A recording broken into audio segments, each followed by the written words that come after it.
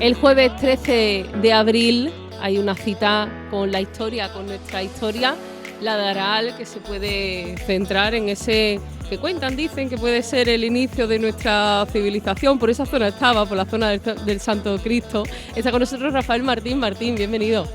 Nos vamos a las raíces de nuestro pueblo y a una estampa que tenemos todos, menos yo desde la infancia, esa estampa de, vale, esto es el Cristo y esto es la puerta del hospital, esa portada que da entrada a este libro que traemos hoy, que va a presentar sobre la labor asistencial del hospital de la Santa Caridad y Misericordia. Sí, efectivamente, como bien comenta, las dos portadas son muestras de, en principio, la portada pequeña, que era una portada mudéjar, que era el acceso a la antigua ermita que había del Santo Cristo. Es una ermita aproximadamente del siglo XV, del cual se conserva lo que es actualmente el patio del hospital, el primero, que se accede por parte de la puerta mudéjar. Y luego después, ya posteriormente, a mediados del siglo XVIII, a través de la donación que hizo Juan Leonardo Mano Manrique de construir una iglesia para el Cristo de la Misericordia, es precisamente la que vemos nosotros ahí, ese templo tan majestuoso, tan bonito que tenemos aquí en Aral. Y que ahora mismo esa zona se encuentra en obra, porque la hermandad no ha olvidado esa labor asistencial que viene aquí recogida en esta Claro, en indiscutiblemente esta obra. Eso es un éxito enorme de la nueva Junta de Gobierno. Que viene de atrás, a nadie se lo olvidó, ya, a ninguna de las juntas anteriores se lo olvidó esa tarea. Yo recuerdo cuando las hermanas se fueron, que fue en el mes de abril del año 1991, me tocó a mí el estar de mano mayor en la hermandad y vivía aquella situación un poco agridulce. Y digo agridulce por dos razones. En primer lugar, la acritud, porque nos abandonaban a esa residencia donde había estado tanto tiempo esas hermanas que habían permanecido concretamente del 30 de noviembre de 1897, es decir, ahora mismo el año pasado se cumplieron 125 años de su estancia aquí en Aral, y bueno, pues 93 años de estancia en el hospital. Y luego dulce, en el sentido de que aquella situación en la que se vivía ya dentro de la residencia no tenía una infraestructura adecuada para albergar tanta cantidad de ancianos que había allí. Había un total de 90, dificultad había habitaciones por todos sitios, habitaciones comunes. Eso no era ya adecuado para mantener, lógicamente, una calidad de vida como requiere, en este caso, ese tipo de población. Si todo el mundo requerimos una cierta calidad de vida, más ellos en estas situaciones, ¿no? Y aquello sí me vanaglorió bastante, sobre todo digo la situación de Dulzor en esa cuestión, ¿no? Porque ya se inauguró la nueva residencia Madre Encarnación y la verdad dista mucho de cómo ellos vivían en aquella. Entonces, a partir de ahí se hicieron un montón de gestiones, se contactó concretamente, es curioso cómo la historia parece que se vuelve a repetir de forma reiterativa, porque los actuales hermanos que tenemos en Las Mojas, a ellos fueron los primeros que acudimos nosotros. La Cruz Blanca. La Cruz Blanca fueron los hermanos que acudimos nosotros a raíz de que las monjas se abandonaran la residencia. Sabíamos de su trabajo, sabíamos de sus funciones y lógicamente aquello, bueno, de alguna manera, como hemos visto ahora mismo eso, cuadraba perfectamente con el espacio que teníamos y con la situación en aquel momento, ¿no? Pero fue imposible, a pesar de que contactamos con Monseñor amigo en paz descanse, también con el hermano Pablo, pero no fue posible porque no había suficiente frailes que pudieran acoger o hacerse cargo de esta residencia, ¿no? Contactamos también con unas hermanas que eran hermanas del Divino Maestro, eran unas hermanas que eran de la provincia de Granada, en Baza, tenían la central. Venían fundamentalmente para una labor catequética y también de docencia. Tuvimos gestiones con ellas, en principio hubo intención y de hecho nos dieron el sí en una primera de esas, pero después lo pensarían más bien y luego fue el no por respuesta, ¿no? Y a partir de ahí, bueno, pues contactamos con AIMA, Aquello fue muy interesante, aquello fue muy bonito, el poder acoger a esta asociación que estaba ávida de un espacio para poder desarrollar sus actividades, que no había en este caso aquí en la localidad, y entonces ellos estuvieron con nosotros durante 6 años. Sí que recuerdo aquel aquello horno fue, allí, fue, aquella fue zona. muy, fue muy bonito, fue muy bonito haciendo su cerámica. Sí. Había una cantidad, una dinámica de trabajo muy interesante, una alegría dentro de esas paredes, como sabía ya en el hospital, y aquello parecía otro mundo, parecía otra cosa. Pero nosotros siempre seguíamos porque con una de las cuestiones principales que teníamos pensado es que lógicamente la residencia, el ofertarla a cualquier entidad, cualquier asociación o cualquier establecimiento religioso, implicaba dar o ofrecer unas instalaciones adecuadas. Surgió en aquel momento una idea importante que fue las escuelas talleres. Las escuelas talleres, iniciamos nosotros el proceso de escuela taller. Concretamente, yo tuve entrevista personal con el entonces ministro de Trabajo, Pimentel, Manolo Pimentel, y bueno, a través de esa entrevista le pareció la idea bastante importante y curiosamente de las pocas entidades, quizá era la única a nivel religioso que se le concedió la primera escuela taller aquí en Andalucía. Y entonces, bueno, fue el inicio de ir poniendo un poco los pasos para intentar remodelar aquella situación. Pero bueno, aquello fue una primera... Todo el mundo pensaba que, lógicamente, que aquello iba a servir para la edificación, pero una escuela taller no es solamente una edificación. Tiene una parte de docencia, lógicamente, y la docencia no todo va a ser o como si fuese una obra de contrata que te va a levantar rápidamente el edificio en cuestión de tiempo, ¿no? Entonces, tuvimos una primera fase que fue interesante, había ya incluso 50 niños o 50 personas trabajando allí, formando, y luego después una segunda fase, pero la segunda fase no acabó bien aquella situación, se paralizó a raíz de ahí. Hubo un periodo de impasse, de parálisis total, desde aproximadamente desde el año 2004 hasta el 2014. Y al 2014, cuando entra en la nueva Junta de Gobierno, en este caso encabezada por Miguel Frías, pues que estaba conmigo precisamente en la Junta y vivió todo ese proceso de principio, seguía él con la mente del tema de la necesidad de la residencia, ¿no? Y se han hecho gestiones y fruto de las mismas ha sido un acuerdo que se llevó con la Fundación Gerón para construir una residencia. Esto va un poco con la colaboración de la Junta de Andalucía, concretamente de la Consejería de Asuntos Sociales, con un respaldo enorme, porque ha venido 2 veces con en aquel momento la que era consejera de Cultura, Patricia del Pozo, actualmente consejera de Desarrollo Educativo, y que su espaldarazo sirvió bastante para que las subvenciones que la Junta va entregando de forma paulatina vayan siendo una realidad. Y ahí tenemos, bueno, pues prácticamente el otro día estuve precisamente con el delegado de gobierno de la Junta aquí en Andalucía visitando las instalaciones y la verdad que ya se nota, se nota. Sí. Y hay habitaciones incluso montadas.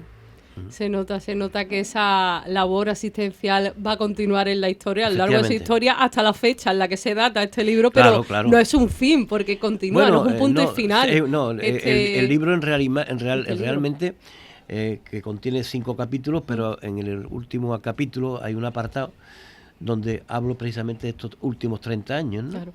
Porque no he querido que haya una ruptura, porque realmente no ha habido ruptura, ha habido una continuidad, entonces, bueno, pues esperemos que, como yo bien digo, este libro vaya a ser después completado con un nuevo capítulo referente a la labor que vayan haciendo la Fundación Gerón y la Hermandad de la Zona de Caridad y Misericordia. Bienvenidos sean esos anexos futuros. Hombre, ojalá. ¿no?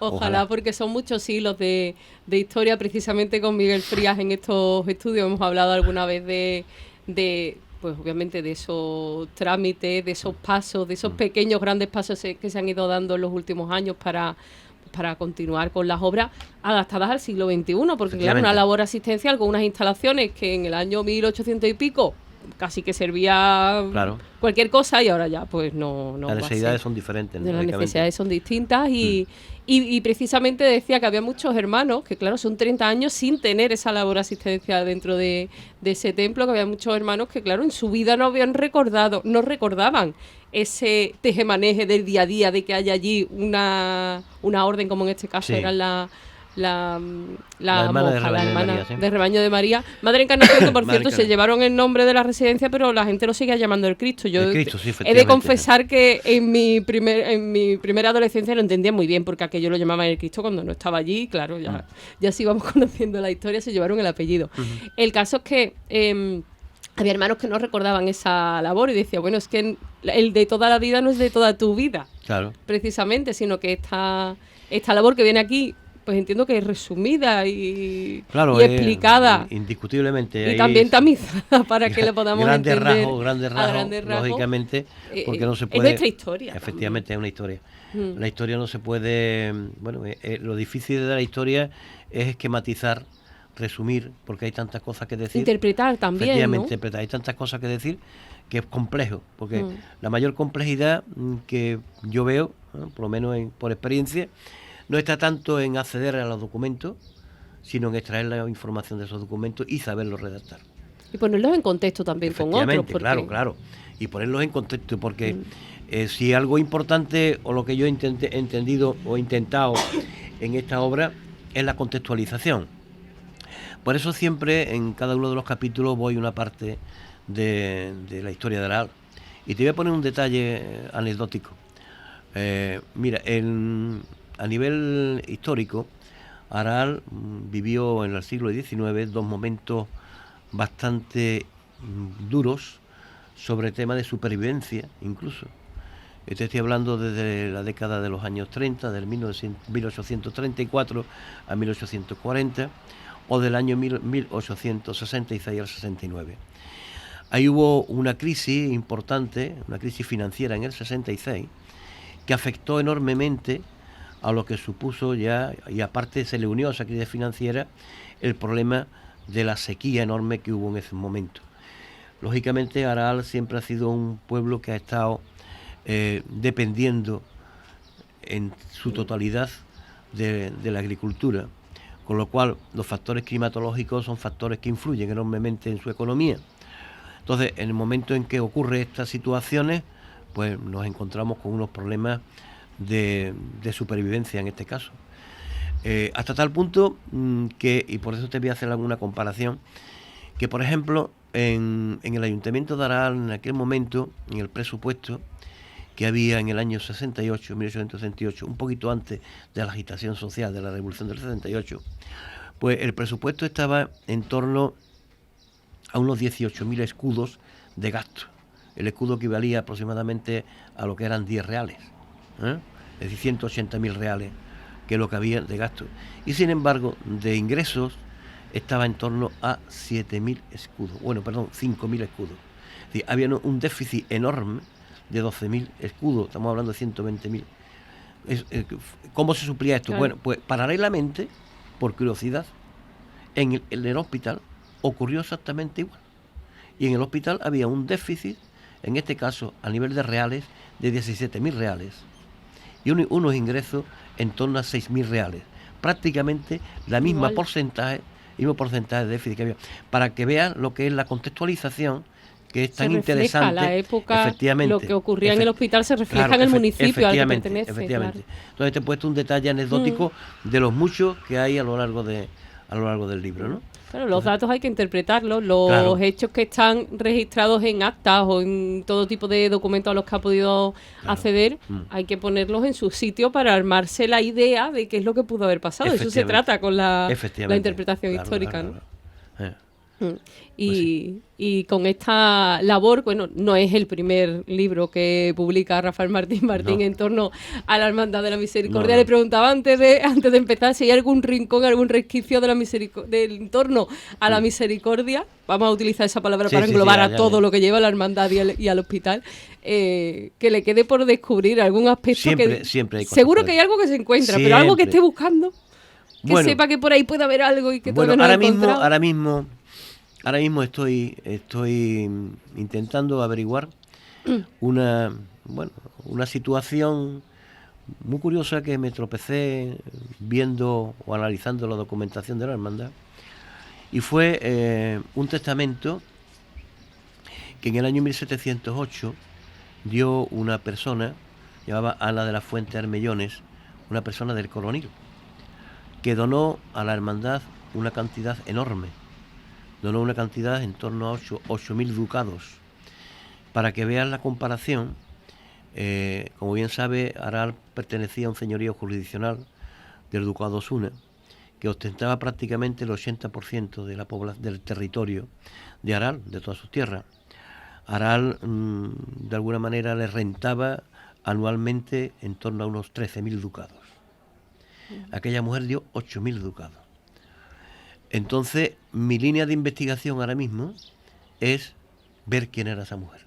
Ya tengo datos que era mujer de un corregidor, del Coronil. Pues el Coronil no pertenecía al señorío de Osuna, tenía señorío de Medina Sidonia. Y a partir de ahí, por ahí voy un poco para ver más o menos hilos de los que seguir tirando, ¿no? De los que seguir tirando. No sé si cuál es el motivo, porque además era un motivo, tiene que ser un motivo importante, ¿no? Motivo importante. ¿Esto qué implicó? Implicó indiscutiblemente que los obregones, que fueron los que estaban en aquel momento en la frente de la hermandad como administradores, se encontraron con un capital impresionante, y eso les supuso que el siglo XVIII fue el siglo de mayor importancia en todos los sentidos del Hospital de la Santa Caridad y Misericordia, en cuanto a atención de enfermos, en cuanto a fórmula de atención de las mismas, en cuanto a riqueza. Además se convirtieron prácticamente casi en empresarios, porque ellos fueron inteligentes, pues decían, bueno, ¿cuál es la forma de rentabilizar que a nuestros enfermos no les falte nada? Vamos a invertir en tierra. ¿Qué tierra vamos a invertir? Bueno, vamos a invertir aquellos son productos dietéticos más importantes que tuvieron en aquella época, como era el trigo, como era el vino, como era el aceite. Esos tres grandes productos fundamentales ya lo tenía que comprar. Claro. Ya no solamente ellos se subsistían, se autoabastecían de ellos, porque incluso empezaron, que también me lo encontré, también por suerte, las escrituras de las casas anexas al hospital, de la forma con que se fue ampliando el hospital, ¿no? Y ellos crearon allí ataonas, crearon lagares, crearon los molinos para aceite, y entonces ellos hacían sus mismos productos, y luego después tenían una parte que lógicamente ellos arrendaban. Entonces, con aquel dinero llegaron a comprar en torno a 300 y pico de fanegas de tierra, que estaban ubicadas tanto en Marchena como en Parada, como aquí en Aral, junto con un montón de casas, ¿no? Pero van gestionando todo lo que tenían la hermandad para ofrecer el servicio. Fue una gestión bastante importante, la que llevaron en este caso estos hermanos. No solamente en la gestión de tipo económico, sino fundamentalmente en la gestión de tipo sanitario. Que fueron pioneros. Esos son algunos de los apuntes que nos está dando sobre esta obra que tenemos por delante, que se presenta el jueves en el Salón de Actos de la Casa del Aire a partir de las 8 de la tarde. Algunos retazos hay que ir dando, pero lo que hay que es acudir al libro, ¿no? Indiscutiblemente. Hay cosas muy curiosas. Habla de cinco capítulos, ¿no? Está dividido en cinco partes. Están relacionados cada capítulo, lógicamente, con la fecha, desde el siglo XVI hasta el siglo XX. Y luego termino con un apéndice en el que he querido, de alguna manera, homenajear a tantas personas que han estado trabajando en el hospital, y con mucha paciencia me he ido encontrando todos los nombres de todas las personas que han estado trabajando al frente del hospital desde el siglo XVI hasta la actualidad, y hay en torno a 500 personas, 500 nombres reflejados en ese apéndice, con su fecha de presencia en ello. Por ejemplo, ponerte un caso, El primer médico que entró en el hospital fue en el año 1735, se llamaba un tal Francisco de Aranda. Desde 1735 hasta 1980, que estaba un médico que todo el mundo conocemos, que es don José Marina Puello, paz descanse, personaje inolvidable para Aral. Pues en todo ese periodo, la relación de todos los médicos con la fecha donde han estado actuando en su cargo de responsabilidad dentro del hospital. Así como te digo, los capellanes, te digo como todos los hermanos, te digo también todos los hermanos mayores, desde el siglo XVII hasta la actualidad. Hay un libro de referencia para conocer totalmente. esta labor asistencial que se lleva realizando desde hace ya 4 o 5 siglos, desde el siglo XVI, decimos, desde ¿no? 1516, realmente, sí, hasta la actualidad. 5 siglos de historia que, como decíamos, no, aunque en los últimos 30 haya habido ahí un pequeño paréntesis, es pequeño comparado con, hombre, con toda la historia. La historia y toda la temporalización que ha habido en toda esta etapa, indiscutiblemente que sí. Esa convivencia también entre la hermandad y la labor asistencial, porque no la realizaba de forma directa la hermandad, ¿o hubo algún momento en el que sí? Bueno, sí, hubo momentos que sí, la hermandad ha sido directamente responsable del propio hospital en varios momentos de su historia. Concretamente, hasta desde el principio, desde que se creó el hospital en 1516, hasta 1539, donde entran unos hospitaleros 1639, donde entran unos hospitaleros que llaman hospitaleros del hábito de San Pablo, y entran porque el siglo XVII fue uno de los siglos más funestos, junto con el XIX, fueron 2 siglos bastante funestos, hasta tal punto que el índice de población de Aral se mantuvo prácticamente en el mismo número de habitantes. Entre principios quizá había una diferencia únicamente de 100 habitantes entre el principio del siglo XVII hasta el final del siglo XVII.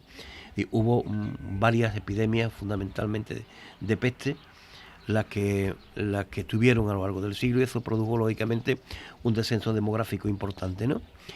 Y el índice de vagabundos, de personas que pululaban por el pueblo, era enorme, ¿no? Y la hermandad ya se vio imposibilitada a poder acceder a llevar ya directamente esa situación, ¿no? Es decir, la situación le desbordó, ¿no?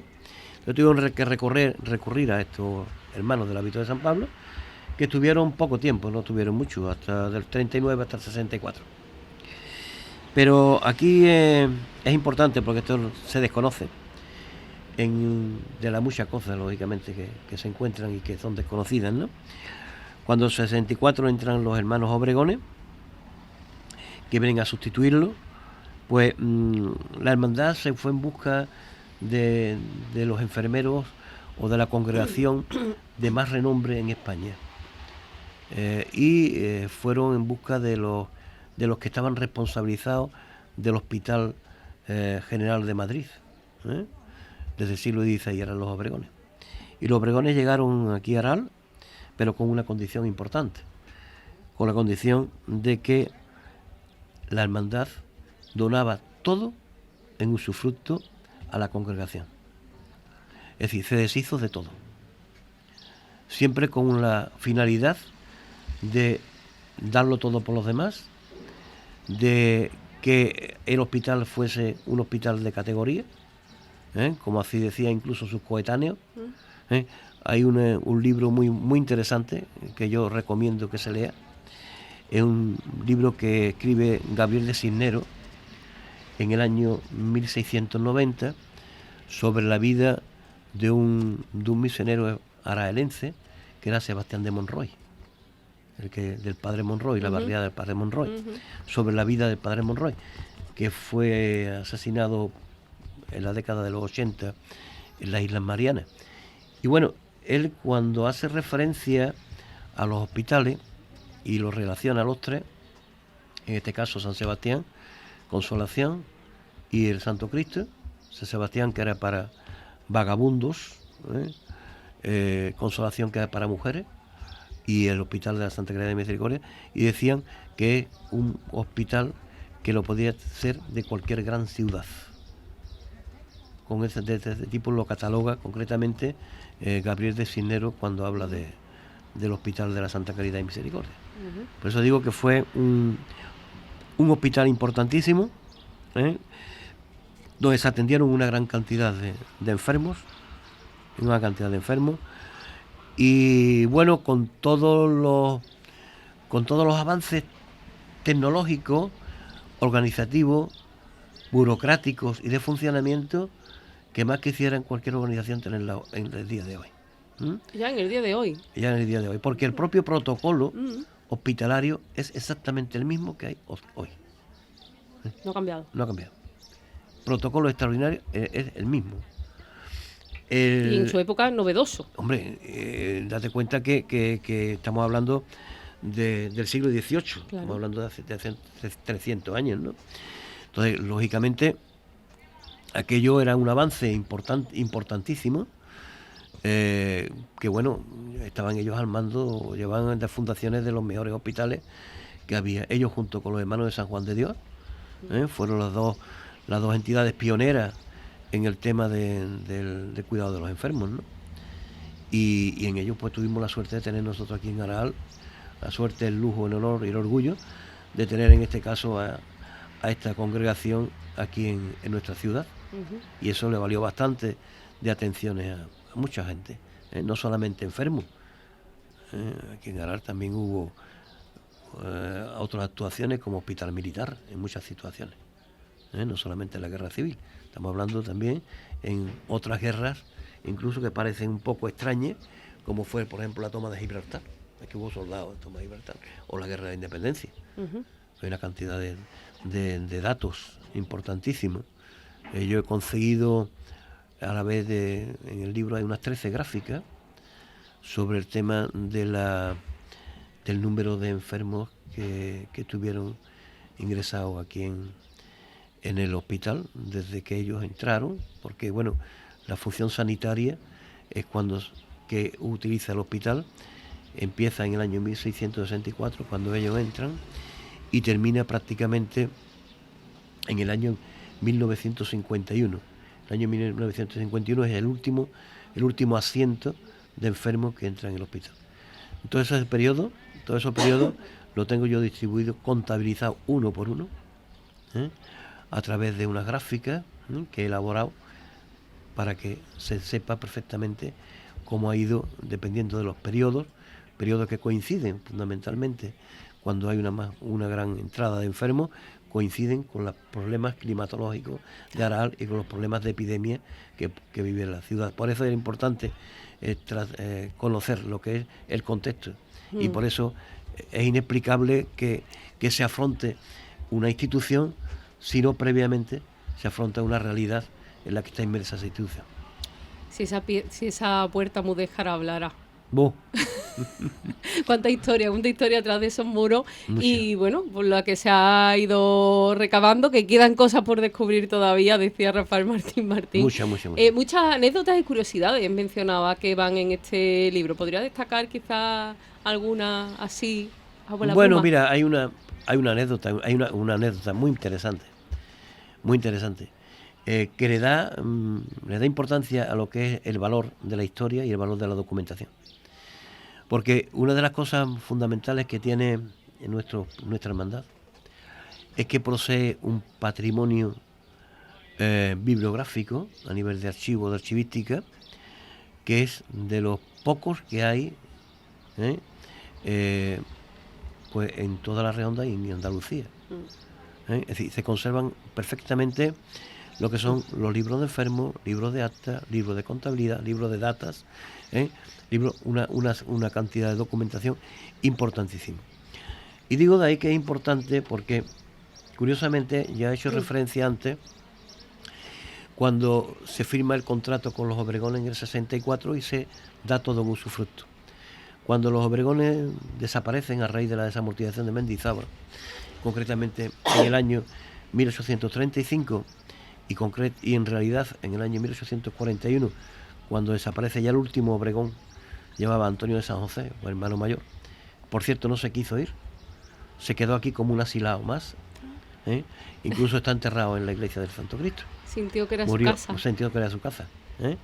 Él murió en el año 1862 y está enterrado en la iglesia de Santo Cristo. Bueno, pues cuando ellos se fueron, pensaron que lo que generalmente todo el mundo pensamos, ¿no?, que todo el capital, todas las propiedades pasaban directamente a la cuestión gubernativa, ¿no?, la cuestión del ayuntamiento en este caso. Y así fue. El ayuntamiento se hizo caso de todo, se hizo de todas las propiedades, y a través de una Junta General de Beneficencia que existía, pues se llevó a cabo lo que es la dirección del hospital durante varios años. Pero curiosamente, y hay una anécdota, y la importancia de conocer el pasado histórico de cualquier institución, había un hermano mayor en el año 1856 que se llamaba Antonio Laínez, era presbítero, y este hombre se encontró, curiosamente, lo mismo que yo me he encontrado con tantas cosas, él se encontró con este acuerdo, con este contrato.